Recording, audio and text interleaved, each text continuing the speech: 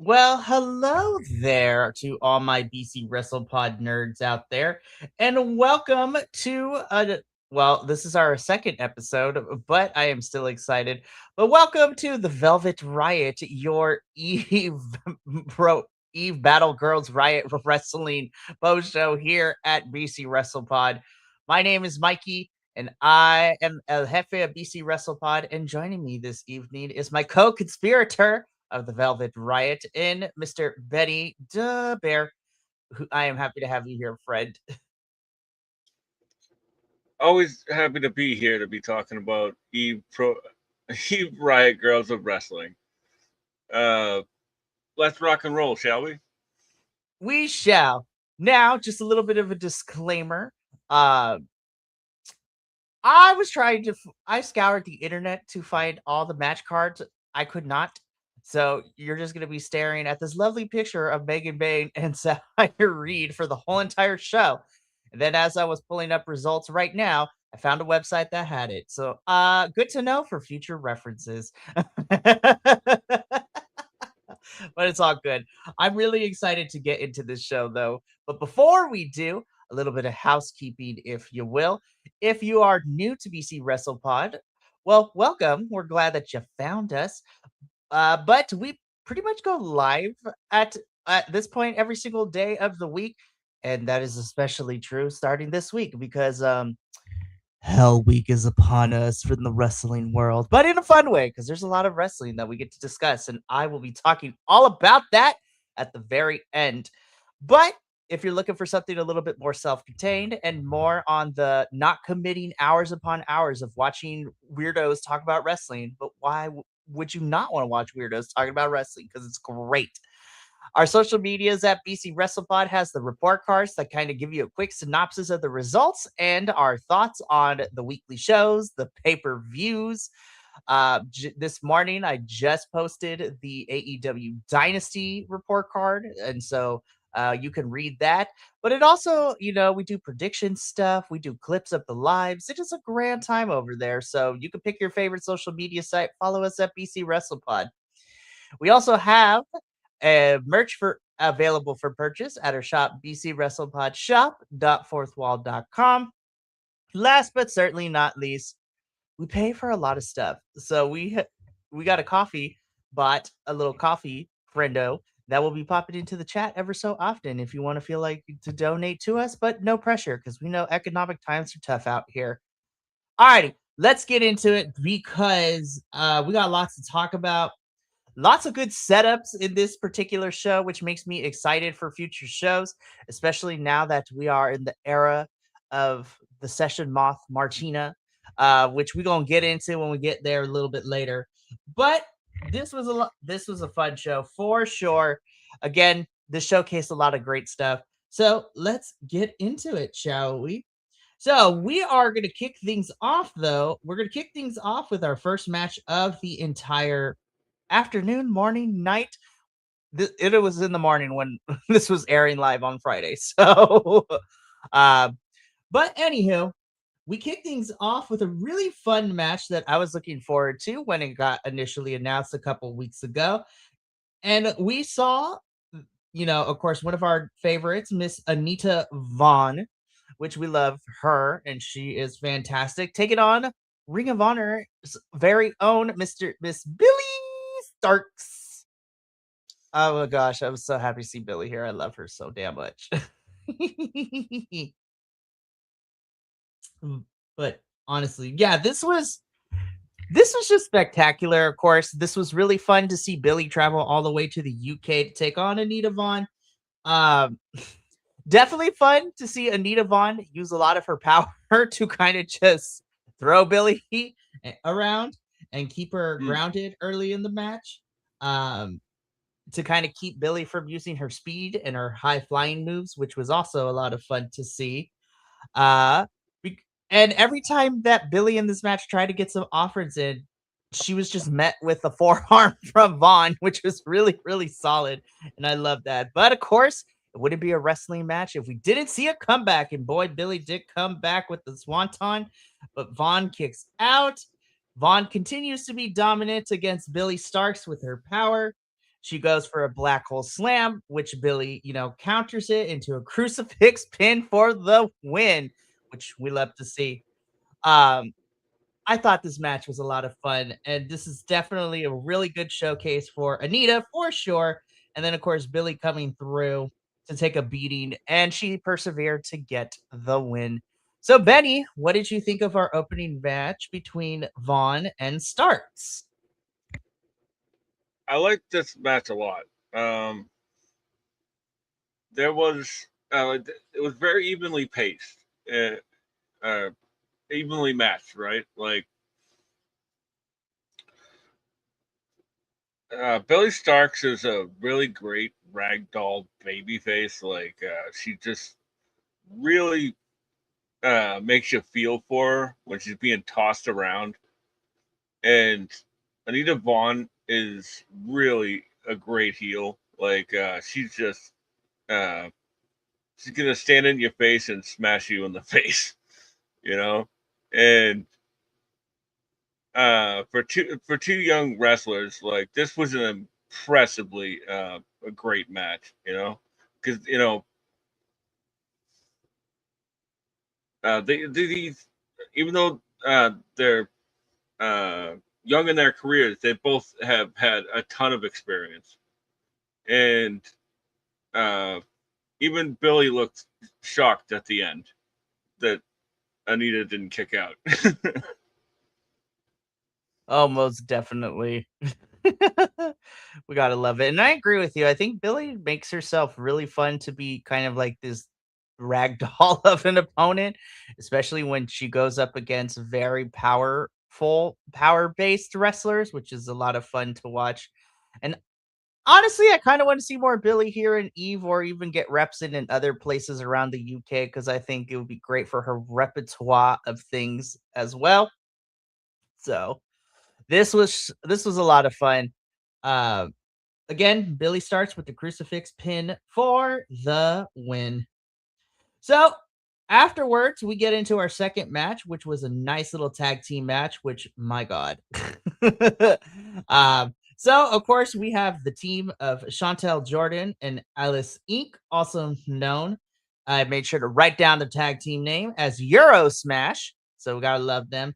And then of course they were taking on the team of Corey Zero and JGU, also known as probably one of the sexiest names I've ever heard of for a tag team, but in French art. It's just so nice to say. But don't let the name fool you because them girls went at it. Everyone went at it, and this was so much good. Um, this was very fun in the sense that of course, you have Euro Smash, who on paper is more of a hard hitting brawler type of bruiserweight kind of tag team, where French art is more technically sound. Um, I was blown away because Miss Corey of French Art over here showing off with some lucha skills, and French Art obviously already showcasing their double team skills to gain the advantage early on.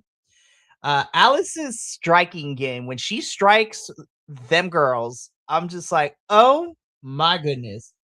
I was impressed. And honestly, from this match, to me, Alice is someone I would love to see continue to wrestle in Europe and climb the top of the card. And then potentially, I don't know, maybe come over to the US and do some stuff. It was great. But of course, in a wrestling match, momentum is, back and forth. Euro Smash does end up taking control for a little bit. And of course, hitting some dives out on the side of the ring. French Art ultimately, though, hit a combination move to get the win. All four, all four of them show respect to each other after the match.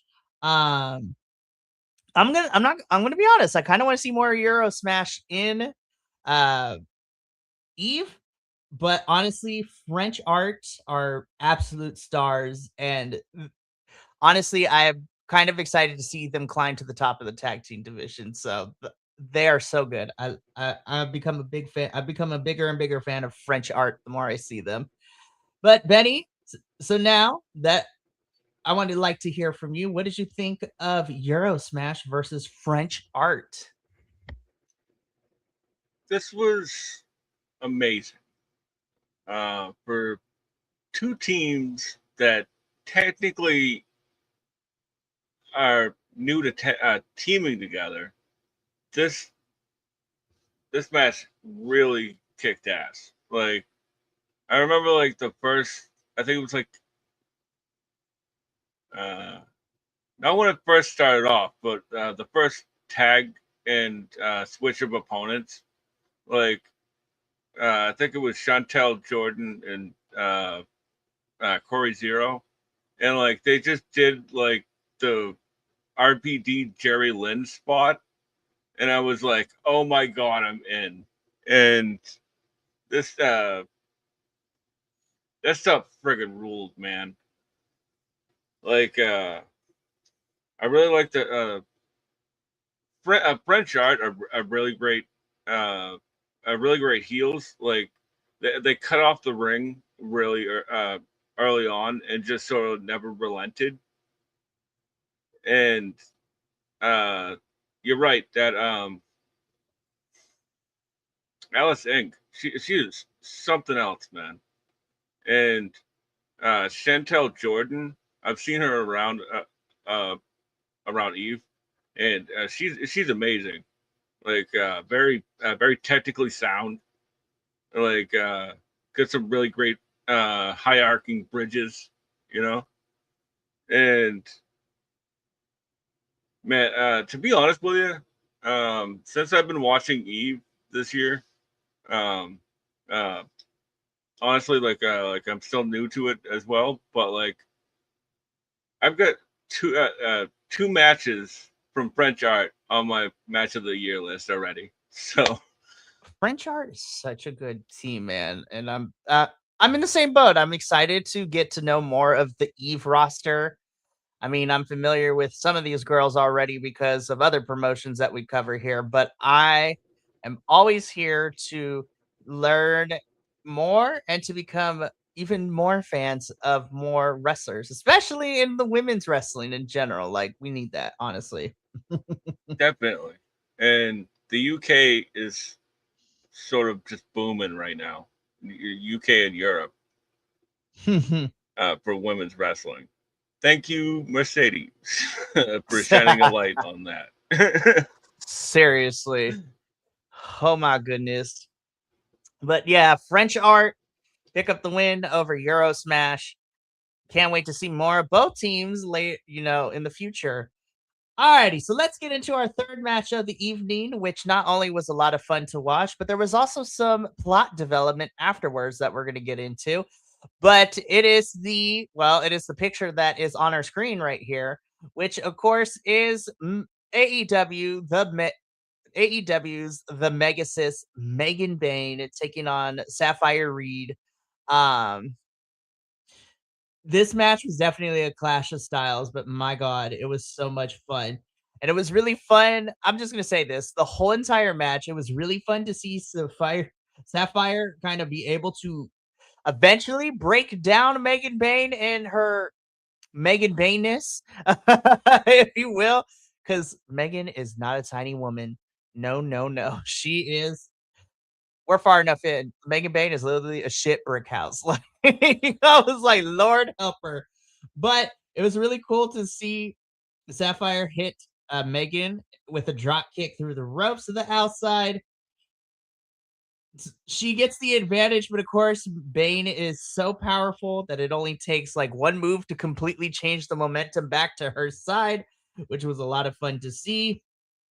And it was really cool to see this back and forth because as soon as Sapphire hits the move, Bane immediately counters it. There was a springboard cutter, but Megan Bane gets out of it. Bane hits a series of like the greatest hits that we see her use in AEW and just in wrestling in general. But of course, there's a kick out. There are two tornado headbutts, but doesn't put Megan away. Megan hits a running power bomb for the win. Honestly, this match was here to show that Sapphire definitely has a lot of toughness and she can withstand a lot of damage. And it was really cool to see her be able to kind of quote unquote grit her teeth, to quote grizzled young veterans. against a more stronger and accomplished opponent. But unfortunately, Megan was just a little too much for her this time around. But this was great. Uh, before we get into the plot development, Benny, what did you think of Megan versus Sapphire? This match ruled. Like I've been saying it since I've been watching that. Like sometimes when you see somebody, you're like, oh, that person has it. You know, uh, and Sapphire has it. Like she is fantastic. Like her and her partner, uh, Anita Vaughn, um, known as hyperactive on the British indie scene, are definitely two to be looking at right now. Like,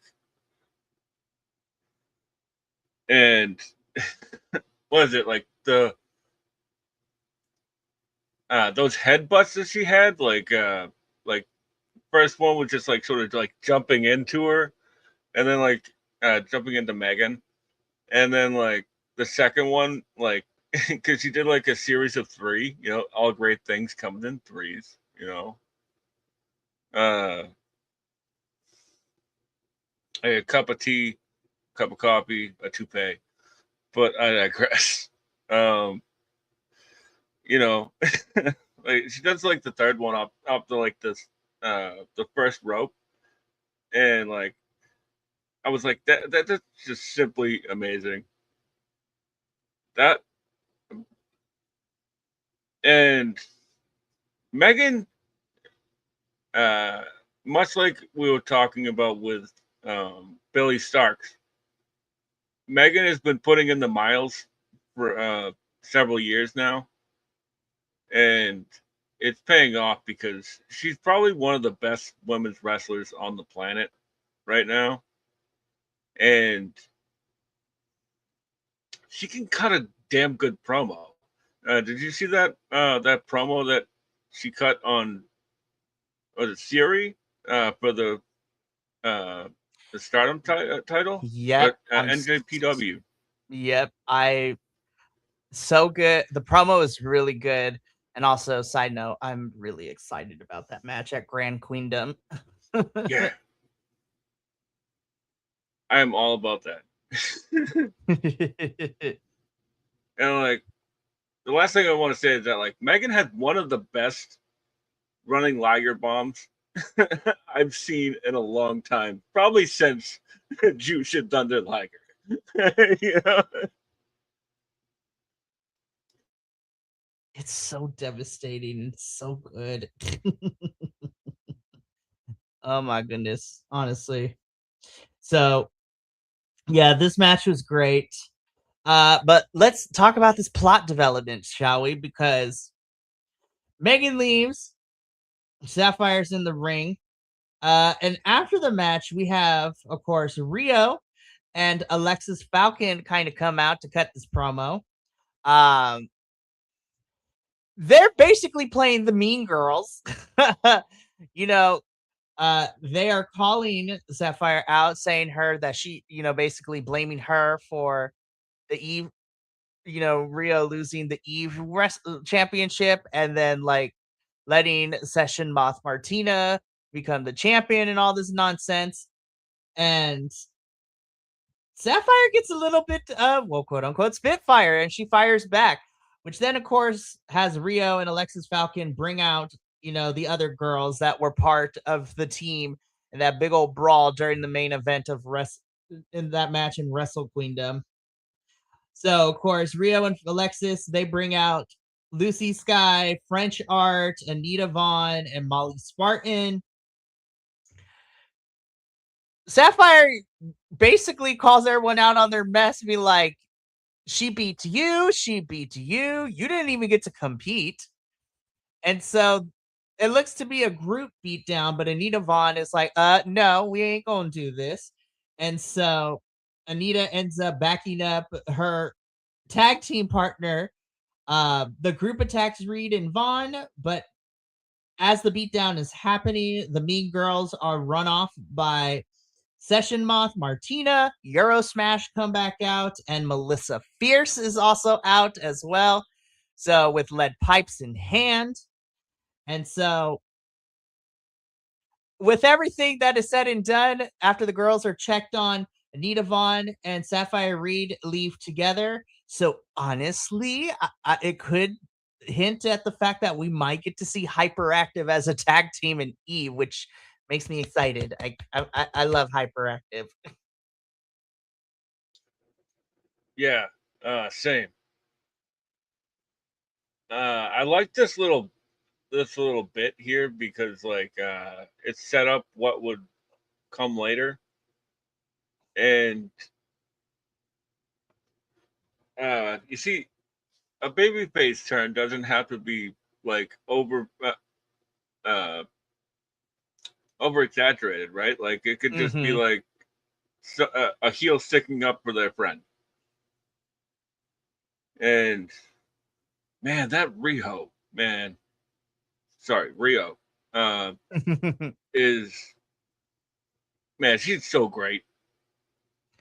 Uh, She's so good as a heel. She's so good at both because in Progress she was a face most of the time, and but to see her as a heel, I was just like, yeah, girl, you are the baddest bitch in the game. Like honestly. yeah, yeah. Like some people are just more comfortable in a certain role. Mm-hmm. That's definitely Rio as a heel. And that Alexis Falcon, man, she's growing on me too because uh, It's been real. she's a pretty great mean girl. She really is, and it's been really fun to see Alexis kind of come into her own as a heel now. I mean, she's a heel in Progress as well. Well, now she is for the last couple of months, and it's been really fun to see her. I talked about it last week, but as a sidebar, y'all should go see her match against Mercedes Martinez from this past chapter of Progress because it was so much fun to watch, especially since Mercedes Martinez is on a retirement tour as she will be hanging up her in-ring boots at the end of the year, man. Crazy. Unbelievable. 20 years in Unbelievable. this business. That's wild. And never a good run. Like on TV anyway. You I know? feel so bad, but you know what? I love I love Mercedes Martinez, and we'll get to see her this weekend, which makes me excited. I can't wait to see her. But anyways, so let's continue with the show. So we go to a bit of an interval, and when we come back, we get into our fourth match, which is for the Eve Tag Team Championships, which sees our challengers of Night Sky. So Violet Knight and Sky Smithson, whom I love so freaking much, taking on the champions of Lolly, which is Holly Barlow and Lana Austin, the bestest of friends. And my God, I was laughing hysterically. I was just like, even whether it's here or in Progress, their dynamic is still the same, and I love it so freaking much. Um, this match was a lot of fun for a number of different reasons. So, to kind of break it down a little bit, so the match starts very fast. Nobody waits to lock up. We just jump straight into the action, and Lally gets the advantage. Holly, in my personal opinion, has been really fun and incredible to watch, both in Progress and in here. And it's been really fun, even in Progress, to see the team of Lolly going from like a reluctant team to a cohesive unit, which has been really fun to watch. But also the same can be said for Night Sky, who have also become a great team in a very small time period. And it's really fun to see them doing it with more underhanded tactics throughout this match. Um so Night Sky was just being completely dirty. They were taking advantage of poor Holly, man, and they made sure to isolate her as much as they could from Lana. But Holly is eventually able to make the tan to Lana, who then clears house. Meanwhile, as we get towards the tail end of the match, Violet distracts the ref so Sky can hit Holly with the title belt. But this is what I love when the refs are actually fucking smart in professional wrestling because, you know, Holly getting hit with the title happens, but the ref saw what happened on the screens that are hanging up next to the entrance. And so he calls for the match. Lolly get the win by disqualification, but both teams continue to fight after the bell. And Benny, I don't know about you, but it doesn't appear that this rivalry and this feud is over anytime soon. But again, Oh no. no, no, no, no. But here's the thing, it's the small details that I appreciate. Like the ref saw what happened on the screen and actually was like, "Oh, no, I saw what happened. And no, we're going to call this match right now." I was just like, "Yes, I love that refs actually being smart and making the right calls like in storyline purposes." I love that so freaking much. But yeah, so I don't think this feud is over. So, Benny, what did you think of Night Sky versus Lolly? This was fantastic. And clearly, I've said that like almost every match because like this, I really like this show a lot, and this match was no exception. Lally is easily one of my favorite tag teams, women's tag teams that I've seen uh, in the past few years. They're really great cohesive unit, even when they don't want to be. Like they're still like fumbling into double team maneuvers, which I love. Almost like what we saw last night with Takeshi Okada, where they're just they're so good, but they're just fumbling. You know what I'm saying? But like Holly Barlow is a really good wrestler, and apparently she's not she's pretty new to wrestling. Like she's only been wrestling for like 2 or 3 years. Like man, she's gonna be so good. Like a couple of shows back at Multiverse Rumble, right? She came out as Mr. Bean, and she played it to the tilt. It was fantastic, and like getting back to this match, but like I also really like the DQ spot, and the when Night Sky came out, they had actually given them a little bit more time in the ring before they brought out Lally, which I really like because Sky Smithson is a natural heel who gets a ton of heat. So like she's just whipping him into a frenzy before the match even starts. I love it. Good stuff. This match was a lot of fun. This was, yeah, so this match was so fun. I'm excited because it seems that we get to continue this feud, which I love, and it's going to be so much fun. Um, all right, Benny, brace yourself though, because let's get into the semi-main event match. So the fifth match that ended up happening on this card, and good God, honestly, this is probably my favorite match of Bruised, Battered, and Hungover. But we get Rio versus Emerson Jane. First, ladies, you get one of these because it's like, yes, this was just, oh my God, talk about like, I feel like this is an overstatement to I feel like this is an overstatement to say, but God, these two are just some of the best that the UK and Europe have to offer in general. Holy crap! Um,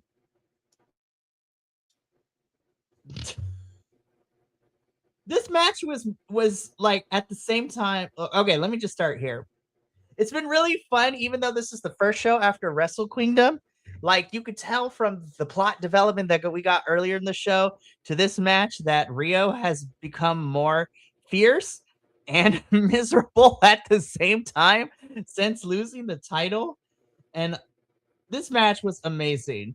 back and forth action, hard hitting action.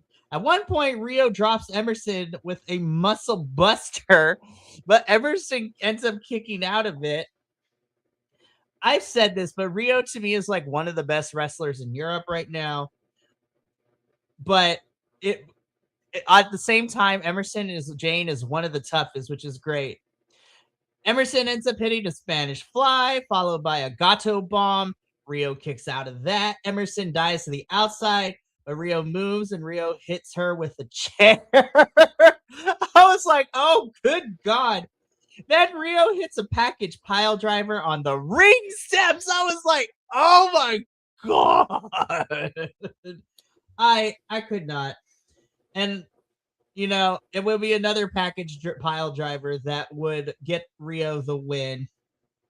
And honestly, even in progress, she wasn't like this. But this new level of violence for Rio and everyone in Eve this is going to be it. Just make way for Rio because she is on a war path back to that title. And whoever gets in her way, I feel afraid and terrified for them.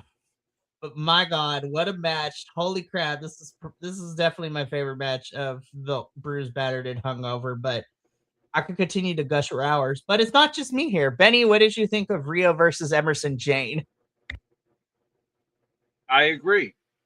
This was my favorite match of the show. Rio doing a one-armed muscle buster at the end. I was like, wow. Like it just doesn't make sense. No, for real. Like when that happened, I was just like, to quote one of my favorite drag queens, Bosco, I was just like, just why, for what, and honestly.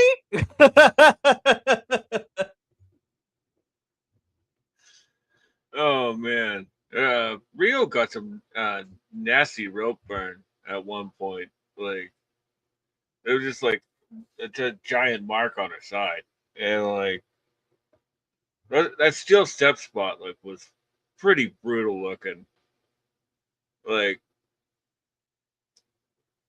and I'm always a sucker for a good package pile driver. We love you, Kevin Steen. Come back to it. Honestly, it's holy crap. Yeah, no, I was just gonna say was this friggin' ruled. Like Riho, as you said, is on a war path back to the title. There might be a few pit stops along the way, but she's definitely coming back. Much like the person who made the Muscle Buster famous, she giving big Samoa Joe vibes right now. Like just tearing through everybody. Oh, absolutely. And I'm excited to see who comes up against Rio in the next couple of Eve shows. And I cannot wait to see how that goes down. So, but yeah, Emerson Jane versus Rio definitely is on my short list for probably my favorite matches, not of just April so far, but I have probably one of my favorite matches in 2026. So again, that automatically got added to the list. Certainly, it was on mine actually, and Oh Rio my. has two now. Seriously. I don't know, Rio. If you keep having bangers like this, when we do the end of the year awards and we do our favorite women's wrestler of the year, I'm like, Rio. So cannot wait for that one. Alrighty. So this next match is technically the main event, but we get it in two parts because we get two separate matches for this one. So in a non-title match, we have our new Eve champion, Session Moth Martina, taking on Lucy Sky in this one. So I do want to say, based on what we saw in this match, Sky is definitely a powerhouse in a way that um, Session Moth has yet to encounter so far. And I have to say, Session Moth is always fun to watch, but she impressed the heck out of me in this match, especially when she hit that middle rope Rana, um, and also putting Sky into the octopus. I was like, oh, I didn't know that we had that in our moveset, Session Moth. Oh heck yes. Um, but of course, I was having too much fun, and guess who wants to ruin the fun is Miss Alexis Falcon, because Alexis comes out with Molly Spartan to attack Martina, which then prompts, Melissa Fierce and Abby, of all people, to come out and back Session Moth. So then it turns into Martina, Melissa Fierce, and Abby versus Alexis Falcon, Molly Spartan, and Lucy Sky. This goes about the way that it is supposed to, back and forth, but Abby tags herself in and gets destroyed by the other team until she's able to poke them in the eye and tag in Session. I love seeing Martina come in. Martina also looked good in this match. And also Melissa Fierce looked really fun in this match too. They both did good. Martina hit the Jaeger bomb. Lucy Sky pulls the ref out of the ring. Martina hits a dive to the outside. Abby tries to climb the ropes, but Alexis Falcon gives Abby a swinging neck breaker to pick up the win for her team. Um, Afterwards, Martina what seemed to be upset with Abby. Abby said she just wanted a job, because as we know, Nina Samuels fired her again. God, Poor Abby. uh, poor Abby, man. She just wanted a job like most people out here. But then Martina said that she doesn't, she has her 496 kids at home. Her words, not mine. So she doesn't have money to pay to give Abby a job. But Martina says she doesn't need an assistant, but she does need a drinking partner. And so Martina sent the crowd home happy, as they had a party, Abby taking a drink with, you know, Session Moth, Abby, and Melissa Fierce is celebrating and having a good time to send the crowd home happy. So I know that was a lot, but Benny, how did you feel about this whole ending sequence from Session Moth versus Lucy Sky turning into the sixth woman to dance party to send the crowd home happy? I really like these kind of angles because it was sort of like threaded throughout the show, and it's like setting up stuff probably leading to uh, Eve's 150 show, and that's what I would imagine. And ever since I've been watching, like Abby is easily one of my favorite comedy characters in wrestling right now. I know that's saying a lot, but she's got amazing time. I'm an awkward person too, so like, I sort of see myself in that character, and she's very, like a plucky underdog, and I love it. And yeah, as you said, like Lucy Sky is a very much a bruiser, and there's a lot of bruisers in Eve in pro wrestling Eve. Uh, Alexis Falcon, like I saw that. I don't know if you saw the interview that she did with Simon Miller. Simon Miller's got like a Between Two Ferns or Hey W type show now. I'm trying to plug his stuff, but he's great. I love Simon Miller. Great content creator, even greater human being. Love him. Absolutely. But like, I like this kind of stuff. Like, this was very much like just send the folks home happy, and you got all the baby faces together against the best heels. So nothing wrong with that, No, definitely. What more can you ask for? right? Oh my goodness. So, yeah, this was definitely a super fun show.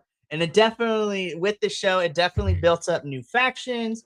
We brought back Abby, and definitely this show was really good in showcasing everyone. But of course, in my personal opinion, Rio and French art definitely showed up and showed out a lot. So that was really good. And yeah, that brings us to the end of our Eve Bruised, Battered, and Hungover post show. Um, this we're far enough in. I can curse. This was fucking fantastic. Like, Fucking A right, it was. it's Fucking A right. hell to the yeah. And the cool thing is we don't have to wait super long for the next Eve event, because on April 25th, as you had mentioned earlier, Benny, we get the Eve versus TJPW show. And that is, I'm so excited just what we have of the cards so far, because we are getting, like you mentioned, we're getting Shoko Nakajima versus Holly Barlow. So that should be a lot of fun. Can't wait to see that one. But the match I think is going to be really good, and I'm super excited, is to see Miyu Yamashita versus Alice Inc. And I'm just like, good God, I might pass out in my chair. Yeah, I'm also really excited to see whoever Hyper Masao wrestles. That's a really fun character that I enjoy a lot. I'm excited to meet new people, and also supposed to appear on the show is also one of the TJPW talents as Yuki Aino. I believe I pronounced that correctly. So I'm just excited to see this crossover, because TJPW is fantastic, and so is Eve. And speaking of TJPW, we did see one of their girls. We did see one of their girls come on over to Vancouver, which was really fun. It was fun to see for Mystery Wrestling, which we'll talk about Thursday. But before we go, let's actually get into it, because I had mentioned this at the beginning of the show, and you might be wondering to yourself, Mikey, why did you use the term Hell Week to describe what's coming up this week? And I'm glad you asked, random person on the internet. So, in the 3 years that we have been doing this, um, and the rest of the group boys can attest to this, but around WrestleMania weekend, every single year, at least the last 3 years, all the independent promotions have decided to get together and to run a bunch of shows while WrestleMania is also happening during that week. And the reason that we call it Hell Week here at BC WrestlePod is because this is the most shit that you will see us cover within the span of a week. And to nobody's shock and chagrin, and I'm really excited to announce this too, that the crew that is going to be helping me with Hell Week this year, outside of one of them, this is a brand new crew. So these are the freshmen that are going to be experiencing Hell Week. So you're going to be seeing the core five of us be popping up in and out of the streams and all the stuff, starting technically starting this Friday. um we're covering a crap ton of stuff just to kind of give you what this week is going to look like. So it starts out normal, and then we jump straight into Hell Week, because tomorrow night, Benny and I will be here at 9 p.m. Eastern, 6 p.m. Pacific to talk about AEW Dynasty, or Dynasty if you are, that person. Um, Wednesday is CMLL and NXT, which should be interesting. Thursday is Mystery Wrestling 24. And then everything kicks off, because Friday in the afternoon, we have Bloodsport watch along. Then later that night is our TNA Rebellion post show. Then Saturday morning at 11 a.m. Pacific, 2 p.m. Eastern. Of course, we got Effie's Big A Brunch, which is super exciting. I cannot wait to watch that show. I'm Mimosas excited. all around. Mimosas and emotions all around. Also, just to warn you, with Pero's announcement of his match that is happening at Big A Brunch, I'm just letting y'all know, hide your twinks. And then later in the afternoon is our night one of WrestleMania watch along. Sunday morning is it's Joey Janela's Spring Break 10, and then night 2 of WrestleMania, and then we're not done. Sunday will end with the watch alongs. But then we get into all the reviews: WrestleMania, Stardom, American Dream, Gringo Locos, The World on Lucha, MLP Multiverse, Progress Wrestling Vegas, like MTK Fight Club. We are covering so much, and it is going to be crazy. And I'm so excited to do it with my crew this year. And for their help, they will get a "I Survived WrestleMania Hell Week 2026" T-shirt. No, but I'm excited. There's a lot of wrestling, and thankfully, we kind of spread everyone out, so nobody is going to feel burnt out. Well, except for me, but that's always a given after Hell Week. But I'm excited. It's going to be a lot of fun. We got a lot of fun stuff this week. Me and Benny got to get up on out of here. But thank you so much for tuning in. Like I said, we both will be back tomorrow to talk about AEW Dynasty and everything that went down in Canada. Not a great night for our Canadian talent. But yeah, we're going to talk about it tomorrow. But until then, from all of us here at BC WrestlePod to you at home, remember, take care of yourself, love one another, stay iconic, and more importantly than anything, you always deserve to finish your story. We'll see you tomorrow for our post show for AEW Dynasty. But until then, sayonara, adios, and until next time, peace.